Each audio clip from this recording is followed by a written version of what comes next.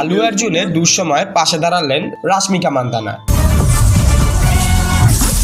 পুষ্পা 2 সিনেমার প্রিমিয়ার দেখতে গিয়ে ভিড়ের মধ্যে পড়ে এক নারীর মৃত্যু হয়েছে।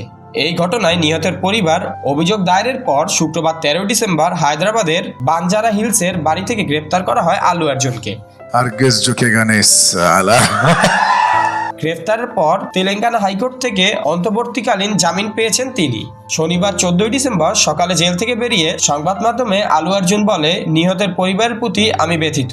এদিকে আলু অর্জুনের সঙ্গে এত বড় একটা ঘটনা ঘটলো, অথচ আলু অর্জুনের পুষ্পা ছবির নায়িকা রাশমিকা মান্দানা নীরব অবস্থান চিন্তিত করেছিলেন অনুরাগীদেরকে। এ নিয়ে অবশ্য মুখ খুলেছেন নায়িকা।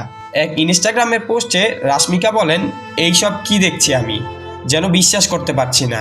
যে ঘটনা সেদিন ঘটেছিল তা সত্যিই বেদনাদায়ক। যদিও এটা দেখে খারাপ লাগছে কিভাবে সব দোষ একটা মানুষের ঘাড়ে চাপিয়ে দেয়া হলো।